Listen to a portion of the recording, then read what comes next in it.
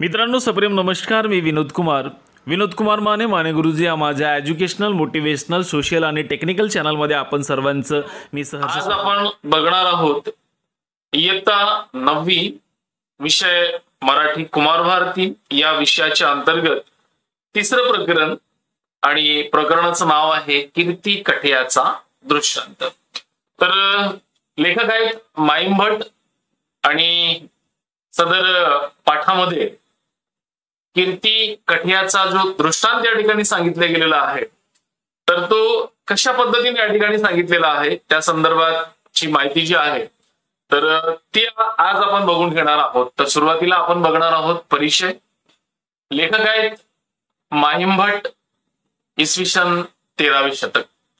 मित्रांनो, माहीम भट म्हटलं की मराठीतील पहिले चरित्रकार म्हणून ज्यांना ओळखलं जातं ते माहीम भट आणि महानुभव पंथाचे प्रवर्तक ज्यांना ओळखलं जातं. एवढंच नाही तर महात्मा चक्रधराचे निष्ठावान अनुयायी म्हणून त्यांना ओळखलं जातं. ठीक आहे. तर माहीम भट्टाच्या संदर्भात या ठिकाणी आपल्याला लक्षात घ्यायचं आहे की माहीम भट जे आहे तर माहीम भटांना या ठिकाणी एकतर महानुभव पंथाचे प्रवर्तक, महात्मा चक्रधराचे निष्ठावान अनुयायी म्हणून त्यांना ओळखलं जातं. तर हे आपल्याला लक्षात ठेवायचं आहे. तर मित्रांनो, चक्रधर स्वामीच्या उत्तरापंथ प्रयाणानंतर नागदेवाचार्याच्या सहकार्याने अनुयायाकडून चक्रधरांच्या आठवणीचं परिश्रमपूर्वक संकलन करून लीळा चरित्र हा मराठीतील पहिला चरित्र ग्रंथ त्यांनी लिहिला आणि नंतर गोविंद प्रभू चरित्रही त्यांनी लिहिले. महानुभव पंथाचे तत्वज्ञान, तत्कालीन सामाजिक सांस्कृतिक परिस्थिती, भाषा व समाज जीवन यांच्या अभ्यासाच्या दृष्टीने लीळा चरित्र हा अत्यंत महत्वाचा ग्रंथ मानला जातो. मित्रांनो, सदर पाठातून एक संदेश दिला गेलेला आहे, एक मेसेज या ठिकाणी दिला गेलेला आहे. तर कोणताही जीव हा विकारापासून वेगळं राहत नाही हे स्पष्ट करण्यासाठी प्रस्तुत लीळेमध्ये चक्रधर स्वामींनी कीर्ती कठियाचा दृष्टांत या ठिकाणी सांगितलेला आहे आणि कोणत्याही कार्याचा आणि व्रतस्थपणाचा अहंकार बाळगणे हा सुद्धा विकारच आहे असं प्रस्तुत लीळेतून त्यांनी पटवून देण्याचा प्रयत्न जो आहे तर तो केलेला आहे. तर मित्रांनो, या ठिकाणी आपण बघणार आहोत की माहीम भट ज्यांना मराठीतील पहिले चरित्रकार म्हटलं जातं, एवढंच नाही तर महानुभव पंथाचे प्रवर्तक आणि महानुभव पंथाच्या पंचकृष्णापैकी 5वे कृष्ण चक्रधर स्वामी यांचे निष्ठावान अनुयायी म्हणून माहीम भटांना ओळखलं जातं. एवढंच नाही तर श्री चक्रधर स्वामीच्या उत्तरापंथी प्रयाण झाल्यानंतर आचार्य नागदेवाच्या सहकार्याने व त्यांच्या इतर अनुयायाच्या मदतीने चक्रधरांच्या आठवणींचे मोठ्या परिश्रमाने एकंदरीत त्यांनी संकलन करून माहीम भट्टांनी लीळा बांधण्याचं काम केलं आणि अशा प्रकारे संशोधन करून लीळा चरित्र हा मराठीतील आद्य चरित्र ग्रंथ निर्माण झाला. लीळा चरित्र हा अनेक दृष्टीने मराठीतील एक अनन्यसाधारण असा ग्रंथ आहे आणि यात चक्रधर स्वामींनी तत्वज्ञानाचे केलेले सूत्रमय निरूपण, भाषेतून व्यक्तिमत्व साकार करण्याची शैली, भाषेचं प्रभावीपणा आणि कथनशैली यामुळे लीळा चरित्र हा ग्रंथ अत्यंत वैशिष्ट्यपूर्ण ठरेलच. याप्रमाणे महानुभव पंथाचे तत्वज्ञान, त्या काळी असलेली सामाजिक सांस्कृतिक परिस्थिती, भाषा, समाज जीवन यांच्या अभ्यासाकरिता लीळा चरित्र अत्यंत महत्वाचा ग्रंथ जो आहे तर तो ग्रंथ आहे. तर मित्रांनो, पाठाची पार्श्वभूमी काय आहे तर हे आपल्याला बघायचं आहे. तर प्रस्तुत लीळा चरित्र उत्तरार्ध एकांक लीळा क्रमांक 120 मधून हे घेतलेलं आहे आणि यामध्ये स्पष्टपणे सांगितलेलं आहे की कोणताही जीव विकाराशिवाय राहत नाही, कधी ना कधी त्याला विकाराची बाधा जडते हे स्पष्ट करताना श्री चक्रधर स्वामींनी आपल्या शिष्यांना कीर्तिकठ्याचा दृष्टांत सांगितलेला आहे की माणसाने कोणत्याही कार्याचा किंवा व्रतस्थपणाचा एवढंच नाही तर आपल्या अंगी असलेल्या सद्गुणाचाही अहंकार बाळगायचा नाही, कारण तोही एक विकारच आहे. हे त्यांनी या लेडेतून अत्यंत चांगल्या पद्धतीनं या ठिकाणी पटवून दिलेलं आहे. तर ते आपण आता आज बघून घेणार आहोत की कशा पद्धतीने या ठिकाणी चक्रधर स्वामींनी ह्या लीळेच्या माध्यमातून सदर दृष्टांत या ठिकाणी पटवून दिलेला आहे. तर मित्रांनो, आपण बघूया की डोमग्रामी गोसावी यांच्या ठावी उदयांचे मातीकाम होत होते. तर डोमग्राम नावाचं एक गाव होतं, हे लक्षात ठेवायचं आपल्याला. तर डोमग्राम नावाचं एक गाव होतं आणि त्या गावामध्ये गोसावी कुणाला म्हटलेलं आहे तर श्री चक्रधर स्वामींनी. जर आपण पाहिलं तर गोंदिया जिल्ह्यामध्ये तिरोडा तालुक्यामध्ये डाकराम सुकडी या ठिकाणी देखील श्री चक्रधर स्वामीचा, ज्यांना पंचकृष्ण म्हटलेलं आहे, पंचकृष्णाचा अवतार ज्यांना म्हटलेला आहे, तर ते चक्रधर स्वामी यांचं मंदिर त्या ठिकाणी आहे. हे विद्यार्थ्यांनी लक्षात घ्यायचं. तर डोमग्राम नावाचं एक गाव आहे आणि त्या गावामध्ये, ठीक आहे, डोमग्राम नावाचं एक गाव आहे आणि त्या गावामध्ये आपल्याला गोसावी म्हणजेच कोण तर चक्रधर स्वामी, गोसावी म्हणजेच कोण तर चक्रधर स्वामी हे त्या ठिकाणी मुक्कामाला आलेले आहेत. हे आपल्याला लक्षात ठेवायचं आहे. तर इथं चक्रधर स्वामी जे आहे तर डोमग्राम नावाचं एक गाव आहे आणि त्या गावी श्री चक्रधर स्वामी जे आहेत तर ते त्या ठिकाणी मुक्कामाला आलेला आहे आणि डोमग्रामी गोसाव्यांच्या ठाई उदयाचे मातीकाम होत होते. तर या ठिकाणी गोसावी म्हणजे श्री चक्रधर स्वामी यांच्या मुक्काम असताना एके दिवशी सकाळी सकाळी सूर्योदयाच्या नंतर तिथं मातीकाम सुरू होतं. मातीचं काम जे आहे तर ते सुरू होतं. आता पहाटेची वेळ होती. पहाटेची वेळ असल्यामुळे ते सी बाजत होते. तर सी बाजत होती म्हणजे काय तर थंडी वाटत होती. हे लक्षात ठेवायचं आपल्याला. तर सकाळची वेळ होती, सूर्योदयाची वेळ होती आणि सकाळी काय होत होती तर थंडी वाटत होती. तेने भक्तजनाशी व्यापार होवेना. आता कडाक्याची थंडी होती, सकाळची वेळ होती, सूर्योदयाच्या नंतरची वेळ होती, सकाळ झालेली होती, कडाक्याची थंडी पडलेली होती आणि त्यामुळे तेने भक्तजनाशी व्यापार होवेना. व्यापार म्हणजे काम.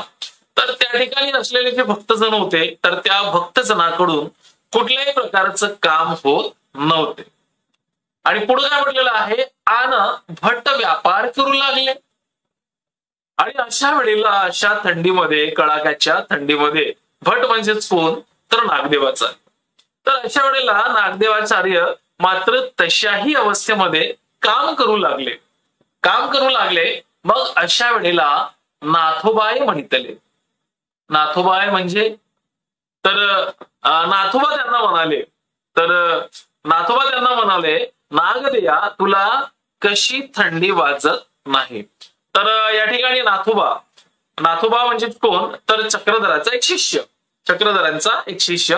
चक्रधर स्वामी, त्याला मंडली कसं म्हणायचं तर नाथोबाय म्हणितले काय म्हणाले नागदेया तू कैसा काही हिवशीना. ठीक आहे, या ठिकाणी काय म्हणालेलं आहे की नागदेया तू कैसा काही हिवशीना. तर या ठिकाणी नागदेवा तुला कशी थंडी वाजत नाही. नागदेवा तुला नाथोबाय म्हणितले. नाथोबा म्हणजेच कोण तर श्री चक्रधर स्वामीचे शिष्य. जे चक्रधर स्वामी त्यांना मंडली कसं म्हणायचं तर ते त्या नागदेवाला म्हणतात. काय म्हणतात की तू कैसा काही हिवशीना. तर नागदेवा तुला कशी काय थंडी वाजत नाही. तव भटी म्हणितले म्हणजे तेव्हा भट म्हणाले. काय म्हणाले तर ते म्हणाले की आम्ही वैरागी काय सिया हिव म्हणजेच काय तर आम्ही वैरागी, आम्हाला कसली आली आहे थंडी. तर ते असं म्हणाले की आम्ही वैरागी आहोत, आम्हाला कसली आली आहे थंडी. यावरी सर्वज्ञ म्हणितले. आता यावर सर्वज्ञ, सर्वज्ञ म्हणजेच कोण तर चक्रधर स्वामी. तर चक्रधर स्वामी काय म्हणाले, तर ते असं म्हणाले, वानर या पुरा जीवाशी वैराग्य मिरवू आवडे, हाही एकू विकारीच गा. म्हणजे ते काय म्हणाले की नागदेवा, ते काय म्हणाले की वानर या पुरा जीवाशी वैराग्य मिरवू आवडे, हाही एक विकारूच गा. म्हणजे तर यावर चक्रधर स्वामी म्हणाले की वानरापुरा जीवाला वैराग्य मिरवायला आवडते, जीवाला वैराग्य मिरवायला आवडते, हाही एक विकारच आहे. हाही एक काय आहे, तर विकारच आहे. आता वैरागी म्हणजे कोण, तर विकार, विरक्त, कसलाही विकार नसणारे.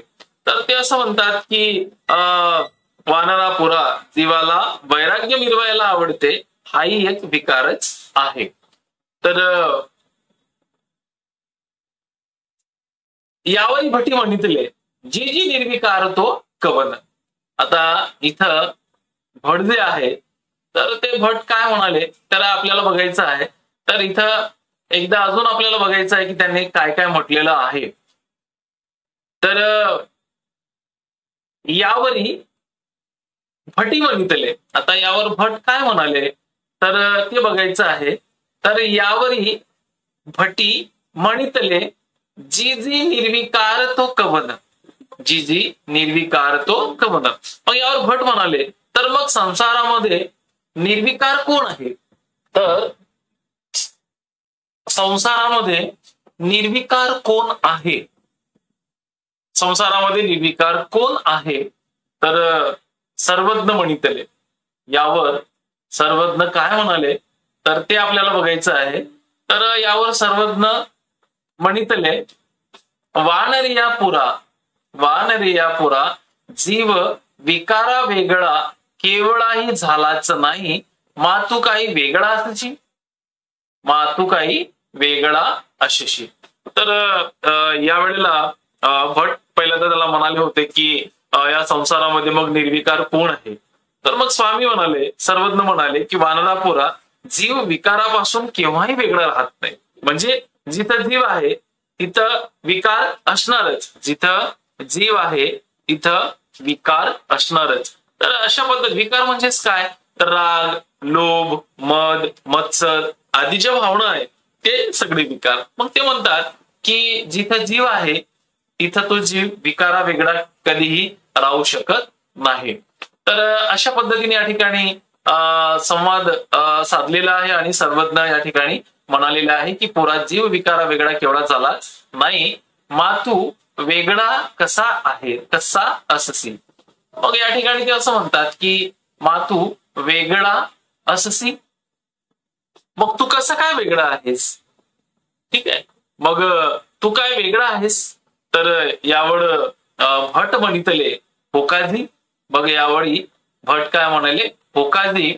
यावरी गोसावी कीर्ती कठियाचा दृष्टांत निरोपिला. आणि मग हे सांगण्यासाठी श्री चक्रधर स्वामी यांनी कीर्ती कठियाचा दृष्टांत जो आहे, तर तो दृष्टांत या ठिकाणी त्याला सांगितला.